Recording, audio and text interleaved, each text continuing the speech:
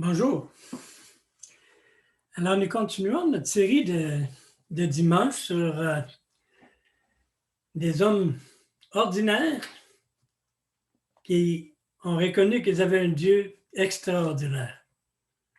Et par conséquent, ils ont accompli des choses extraordinaires.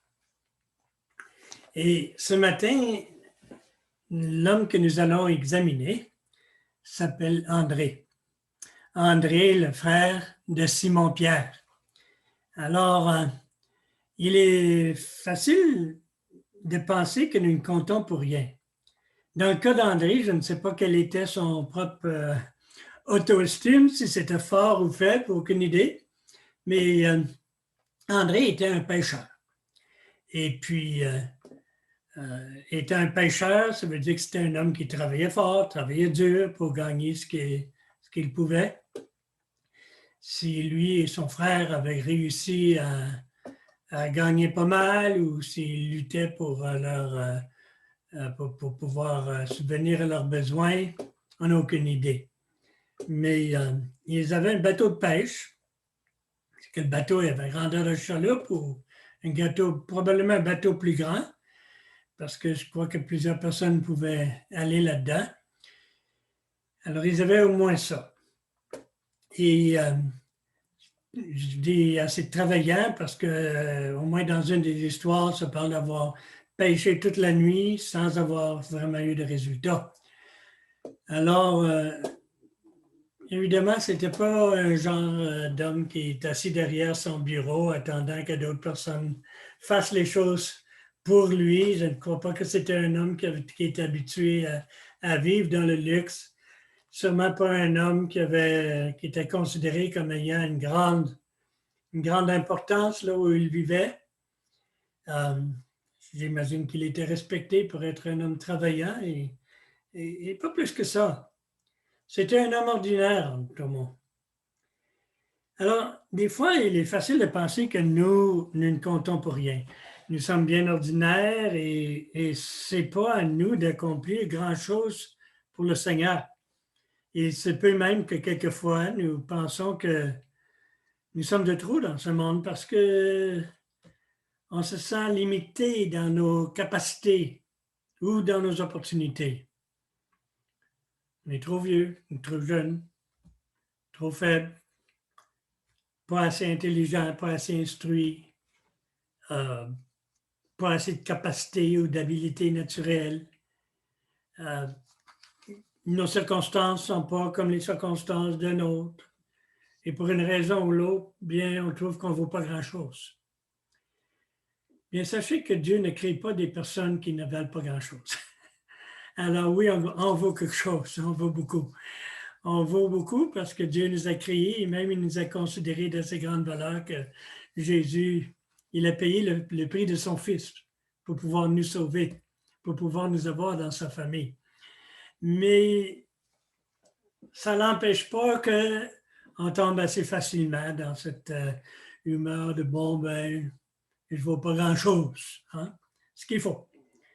Mais comme j'ai dit, je ne sais pas comment André, le frère de Simon-Pierre, se voyait, mais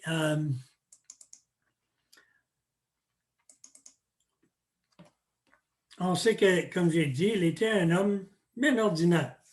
On entend très peu parler de lui dans le Nouveau Testament, mais il y a quand même certains passages où on entend parler. Savez-vous que autant les Écossais comme les Russes l'avaient choisi comme étant leur saint patron? Pas une grande importance pour nous, mais juste un petit point curieux, intéressant. Alors, comme j'ai dit, ça peut que vous ne vous rappeliez même pas d'avoir remarqué le nom d'André dans le Nouveau Testament. Dans l'Évangile de Jean, chapitre 1, on voit où André rencontre Jésus, conduit son frère à Jésus. Dans Matthieu 4, Jésus appelle André à le suivre, aussi dans Luc 5. Dans Matthieu 10, Jésus nomme André parmi les 12. Dans Jean 6, André découvre le jeune garçon qui offre ses pains et ses poissons. Dans Jean chapitre 12, quand les Juifs hellénistes l'approchent de Philippe, s'approche de Philippe pour pouvoir voir Jésus. Philippe y va avec André. Et dans Marc 13, André, dans une conversation intime avec Jésus, et 3 autres disciples posent des questions sur la future destruction du temple. Alors, nous pouvons tous avoir un impact dans le monde, je pense, si nous suivons l'exemple d'André, parce qu'il a eu un impact. Je ne sais pas s'il se rendait compte à quel point il avait un impact, mais il l'a eu, comme nous allons voir. Alors, d'abord, André a eu une préoccupation spirituelle ou un fort intérêt spirituel. Et ça, c'est à la base de tout, réellement. Si nous voulons avoir un impact dans le monde, si nous voulons vraiment servir le Seigneur, un intérêt spirituel est essentiel. André, par exemple, est allé pour écouter Jean-Baptiste. Bien des leaders religieux n'étaient pas prêts à faire cela dans le temps. Mais André, oui. Et quand on lit le passage, on trouve que André est là, son frère Simon-Pierre n'était pas là. Alors, lisons dans Jean chapitre 1, versets 35 à 42, où nous lisons, le lendemain, Jésus était encore là avec 2 de ses disciples. Excusez. Jean était encore là avec 2 de ses disciples. Il vit Jésus passer et dit, voici l'agneau de Dieu. Les 2 disciples entendirent prononcer ces paroles et suivirent Jésus. Jésus se retourna et voyant qu'ils le suivaient, il leur dit, que cherchez-vous? Ils lui répondirent, Rabbi, ce qui signifie maître. Où habites-tu? Venez, leur dit-il, et voyez. Ils y allèrent donc, virent où il habitait et restèrent avec lui ce jour-là. C'était environ 4 heures de l'après-midi. André, le frère de Simon-Pierre, était l'un des 2 qui avait entendu les paroles de Jean et qui avait suivi Jésus. Alors on voit André d'abord avec Jean, quand bien des leaders religieux ne veulent pas être là. Il avait entendu parler que Jean était là dans le désert en train de prêcher la repentance, puis il a voulu aller l'écouter et il est devenu un de ses disciples parce que ça le décrit comme étant un de 2 disciples qui étaient présents. Ça, c'est important. Mais après cela, Jean a identifié Jésus. Il a dit, voici l'agneau de Dieu. Qu'est-ce qu'André a fait? Il était plus que curieux. Il est allé au point de suivre Jésus. Quand Jésus a demandé, qu'est-ce que tu veux? André n'était pas seul, il y avait un autre avec lui. Alors, André répond, nous voulons savoir où tu vis. Alors Jésus dit, venez voir un pouvoir, viens et vois. Viens et vois, c'est une expression qui se trouve plusieurs fois dans l'évangile de Jean. Mais ça, c'est toute une autre question. Alors, Jésus l'a invité à le suivre pour voir où il vivait. Et il l'a suivi à la maison. Pourquoi il voulait en savoir plus? Il avait un intérêt spirituel, une préoccupation spirituelle. Il savait sûrement que ce qu'il avait n'était pas suffisant. Il voulait connaître Dieu, il voulait connaître les choses de Dieu. Et quand on veut réellement connaître les choses de Dieu et on cherche, bien Jésus avait dit dans une autre occasion, celui qui cherche trouve. Et André a cherché, et donc il a trouvé. Nous aussi, nous avons avantage à avoir ce désir d'apprendre, à vouloir profiter de toutes les opportunités possibles pour apprendre plus de la part du Seigneur. Comment est-ce que nous pouvons faire ça? Bien, d'abord, ce qui est peut-être le plus important, c'est d'apprendre en étudiant la parole de Dieu pour nous-mêmes. La lire et l'étudier. Je vous encourage de vraiment vous mettre à lire et étudier sérieusement la Bible. Prenez pas seulement répéter, lire en répétition vos passages préférés. Il n'y a rien de mal d'avoir des passages préférés qu'on lit plus souvent. Mais lire toute la Bible, de Genèse jusqu'à l'Apocalypse. Allez-vous trouver des passages qui sont plates et longs, vraiment durs à lire? Oui, certainement. Ça fait comme au moins une quarantaine de fois que j'ai lu à travers la Bible, je pense. Et puis, il y a encore des places que je trouve un peu dolles. Et surtout, quand je lis Lévitique, au début, quand je lis les sacrifices, je m'intéresse à voir les détails. Mais après un bout de temps, je me dis, oh, encore, j'ai hâte de finir cette partie-là. C'est vrai, mais je lis tout. Pourquoi? Pour avoir la grande image de la parole de Dieu. C'est lire la Bible dans un an. Ou si tu peux faire de la lecture rapide, même moins, pour pouvoir avoir le début et la fin. Peut-être dans un autre moment dans la journée, tu peux être en train d'arrêter sur un passage. Mais d'avoir quand même un coup d'œil de toute la Bible, c'est important. Alors, apprendre en étudiant la parole de Dieu pour nous-mêmes, c'est là la source de l'autorité, la source de toute connaissance sur Dieu, sur les choses spirituelles. Et si tu as un intérêt spirituel, c'est là que tu vas trouver des réponses. Aussi, apprendre en suivant des cours qui seraient offerts dans l'Église, évidemment en écoutant les messages, en écoutant les études bibliques qui se donnent, en profitant de toutes ces opportunités-là. Apprendre en écoutant les leçons de vie que nos pasteurs partagent aussi. Ils ont quoi offrir, ils ont eu des expériences dans la vie chrétienne. Et puis, apprendre en cherchant la face de Dieu dans la prière, en lui demandant comment appliquer sa parole à nos vies. Parce que, vous savez, apprendre la parole de Dieu, étudier la parole de Dieu seulement par curiosité pour savoir qu'est-ce qui est là, seulement pour ramasser un paquet d'informations, sans vouloir la mettre en pratique, ça n'a pas énormément d'utilité. C'est de ça, je pense, que Paul parlait quand il a dit « la connaissance enfle, mais l'amour édifie ». Il parlait de cette connaissance qui n'est pas mise en pratique. Parce que si quelqu'un avait amassé beaucoup de connaissances, c'était bien Paul. Il n'était pas contre l'étude de la parole de Dieu. Tout au contraire, il a exhorté à le faire. Mais il ne voulait pas qu'on ait une connaissance tout seul, sans amour, sans la mettre en pratique. Alors demande à Dieu, comment est-ce que je peux mettre ce passage en pratique? Il y a toujours de quoi qu'on peut faire. Peut-être c'est dans l'adoration, peut-être c'est en mettant notre confiance dans le Seigneur pour un certain domaine dans notre vie. Peut-être c'est d'une certaine marge de service pour le Seigneur. Peut-être c'est une manière d'avoir une meilleure relation avec nos frères et sœurs autour de nous ou avec notre famille. Il y a toujours quelque chose qu'on peut mettre en pratique. Alors, c'est la première chose que nous voyons, c'est qu'André avait un intérêt spirituel. Il avait un désir d'apprendre. Et puis, ça, c'est très important, c'est de base.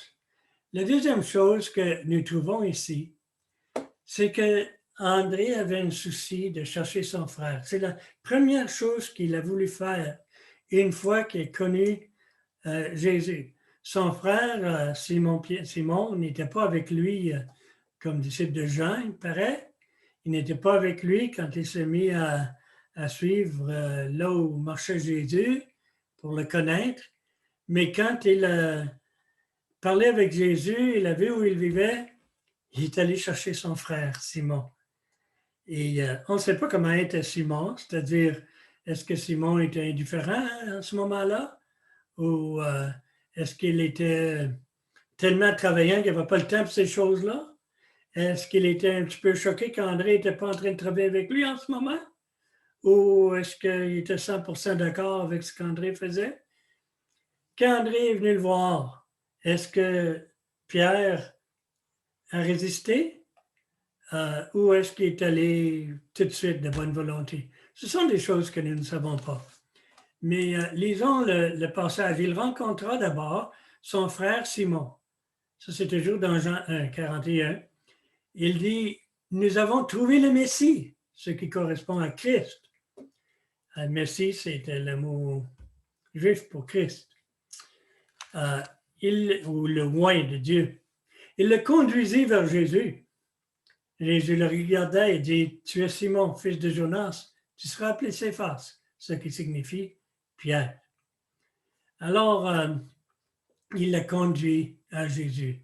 N'est-ce pas ça que nous aimerions faire à nos familles, à nos amis, tellement de gens. Alors, on a vu que André avait immédiatement le désir de conduire son frère à Jésus.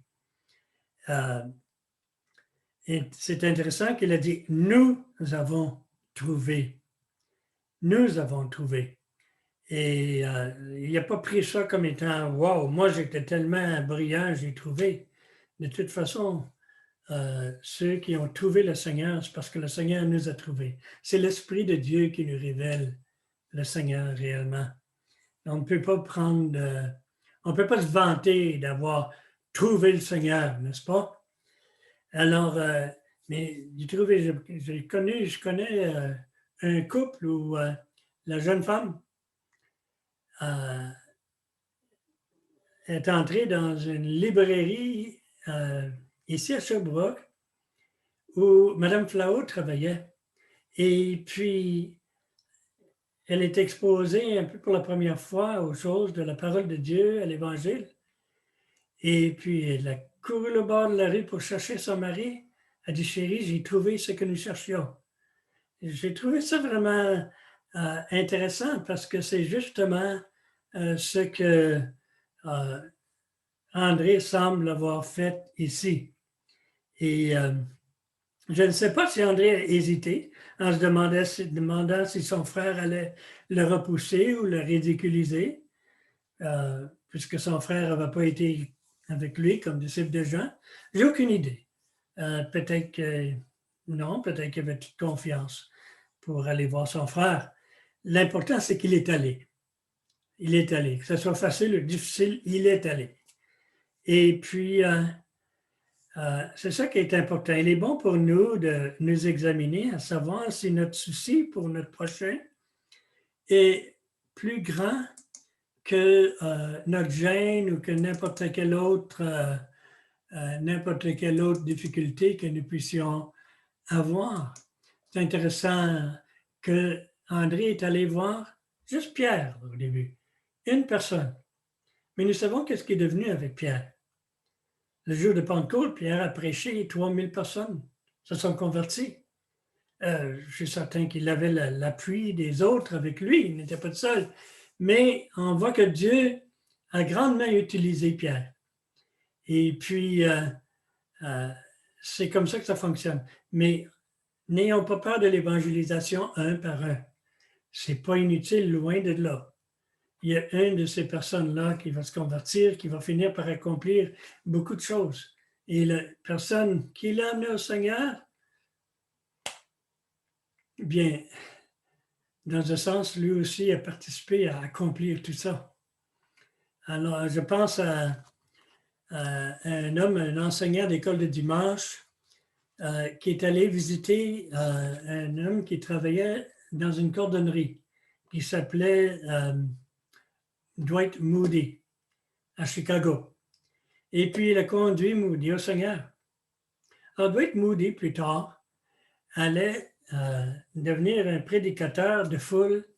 Il y a des milliers de personnes qui sont venues au Seigneur par son ministère. Il a commencé aussi l'école biblique de Moody, et puis publication de livres et tout. Non seulement ça, mais il y a un homme qui s'est converti dans le ministère de Moody, qui lui aussi a prêché des foules. Il y a un autre homme qui s'est converti dans son ministère, qui prêchait à des groupes comme évangéliste. Et puis un jeune homme de 18 ans qui est allé écouter celui-là, s'appelait Billy Graham. Et on sait qu'il y a eu des centaines de milliers de personnes qui sont venues au Seigneur à travers le ministère direct ou indirect de Billy Graham. Alors, cet enseignant de l'école de dimanche qui est allé visiter Dwight Moody, l'a conduit au Seigneur, juste une personne. Mais en réalité, il est la source du fait que peut-être des millions de personnes sont venues à connaître le Seigneur Jésus-Christ. Parce que parmi toutes ces personnes que j'ai décrites, là, quelques-uns sont partis comme missionnaires dans d'autres pays. Et puis, c'est pour ça que ce serait impossible de compter le nombre de personnes qui sont venues au Seigneur comme résultat de ce enseignant d'école de dimanche qui a conduit une personne au Seigneur. Je ne sais pas s'il en a conduit d'autres, mais même s'il a conduit un seul. Alors, l'évangélisation, un par un, a une grande efficace. André était prêt à s'engager aussi. Ça, c'était très important. Si tu veux vraiment compter pour le Seigneur, c'est pas combien de talent que tu as, c'est es-tu prêt à t'engager?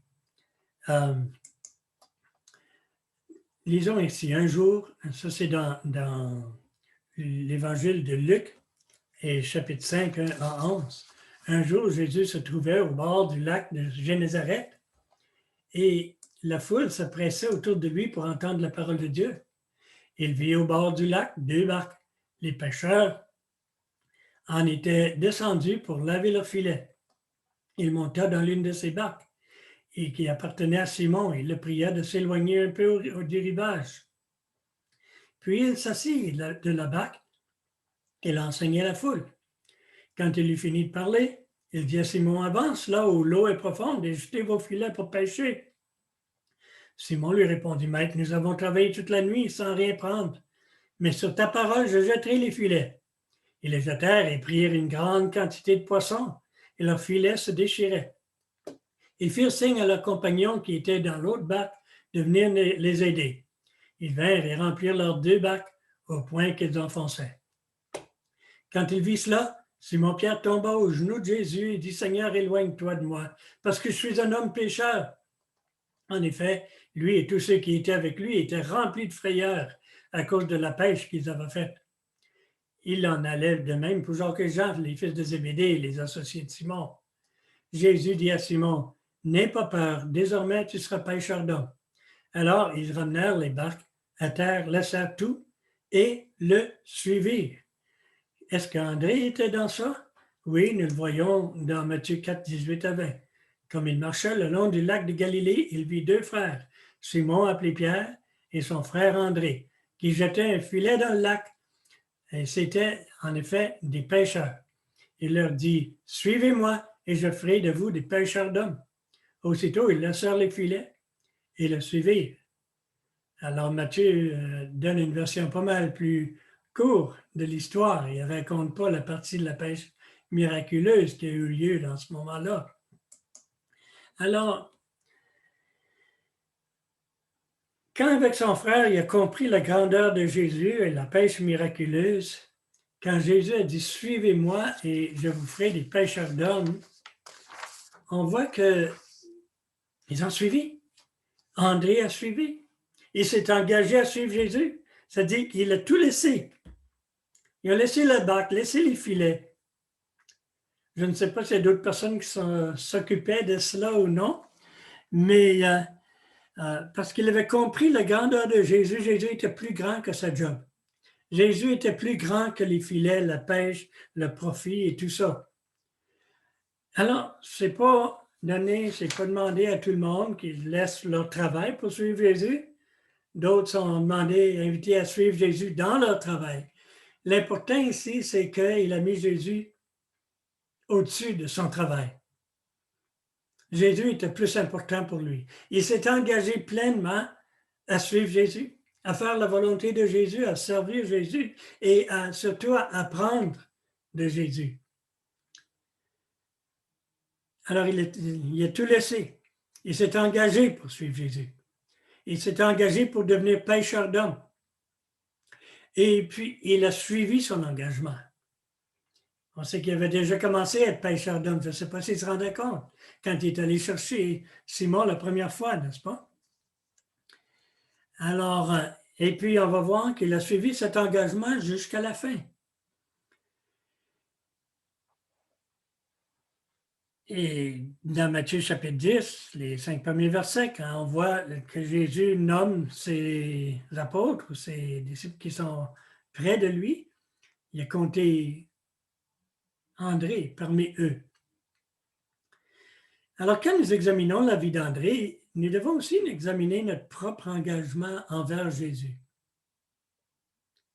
Pas autant nos habiletés, pas autant nos dons, tout ça c'est bon, c'est très bien. Pas nos opportunités non plus, quoique on apprécie les opportunités. Mais ce n'est pas autant ça que nous devons regarder, mais simplement notre engagement.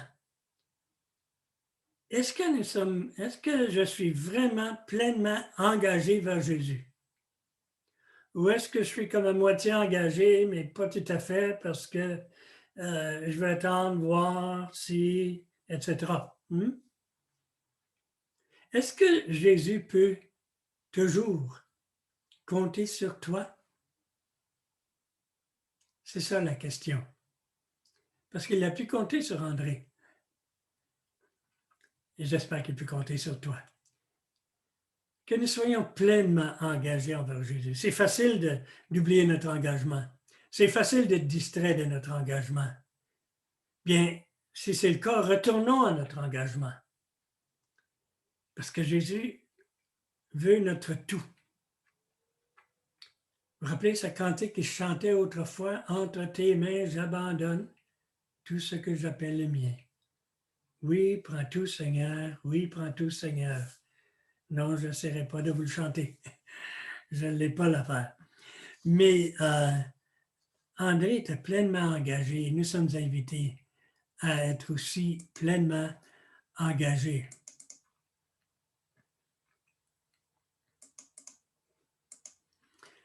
L'autre chose que nous devons, c'est qu'André était un homme que les enfants pouvaient approcher.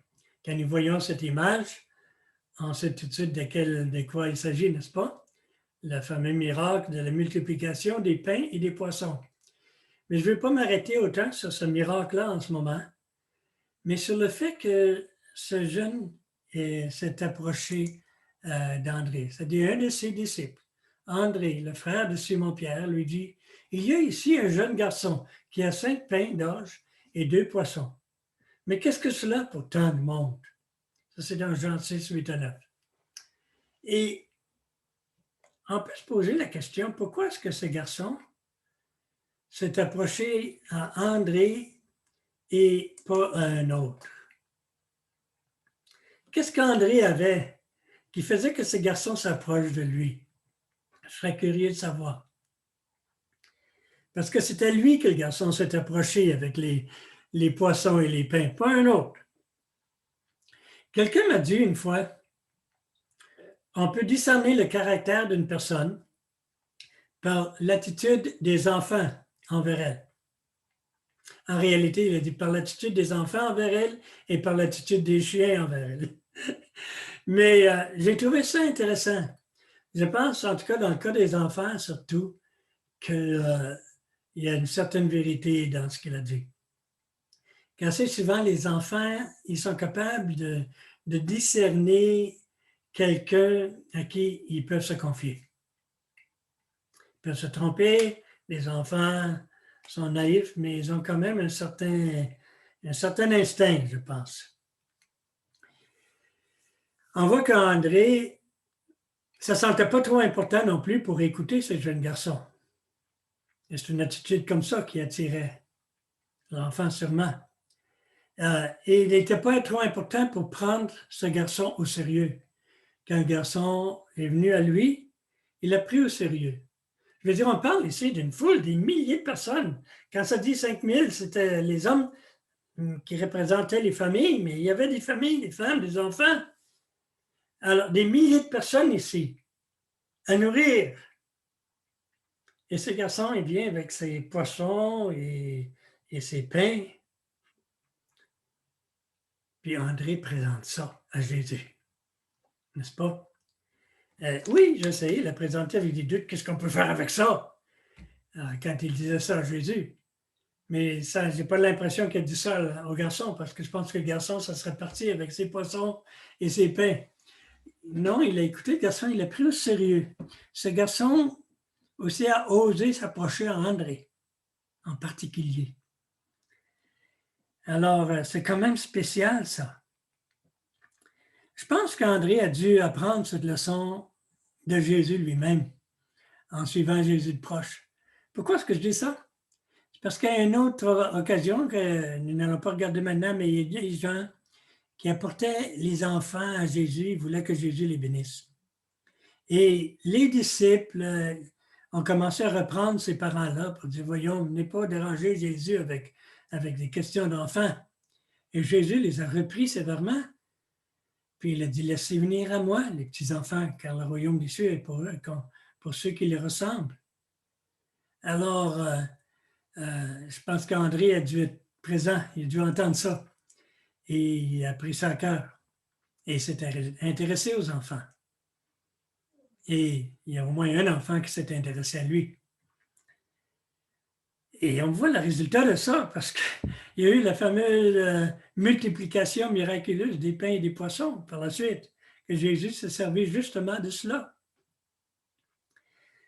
Mais la question qu'on se pose maintenant, c'est que est-ce que les enfants se sentent à l'aise avec toi?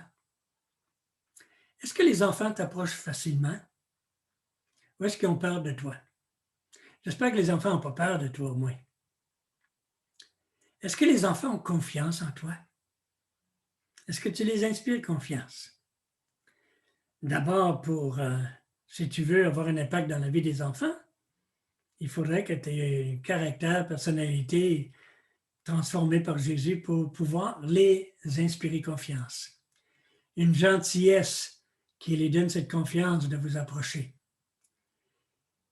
Et une autre question qui vient avec, c'est est-ce que les adultes se sentent à l'aise avec toi pour t'approcher, pour avoir confiance en toi, pour que tu puisses avoir une relation avec eux? Ça, c'est une question importante aussi. Si réellement on a à cœur d'être des pêcheurs d'hommes, n'est-ce pas?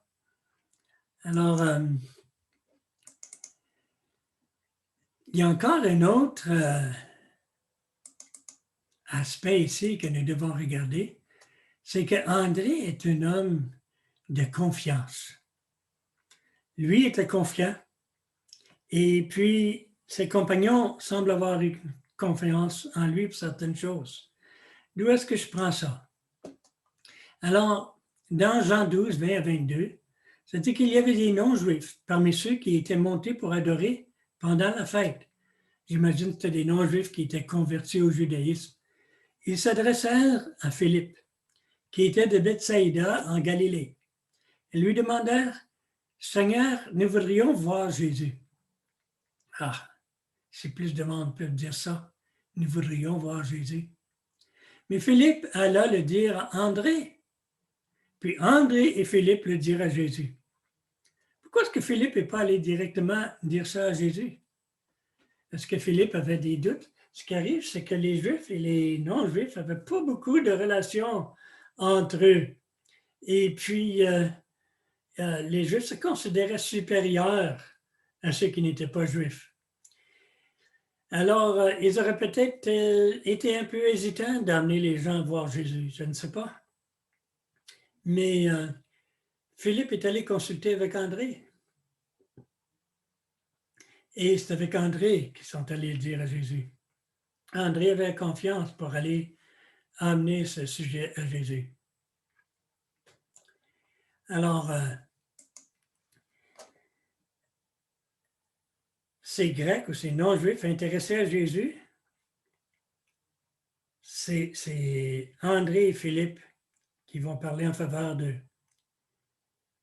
On y voit une certaine ouverture d'esprit chez André ici. Il n'était pas fermé.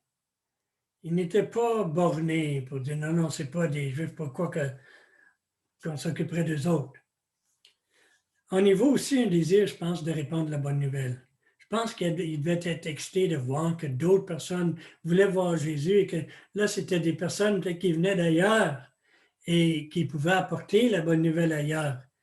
Même si jusqu'à ce point-là, André n'avait pas tout compris, mais il savait qu'il y avait quelque chose de spécial en Jésus ici, qu'il était le Messie au moins, et qu'il pouvait aller, et ces gens-là pouvaient aller apporter ce message ailleurs.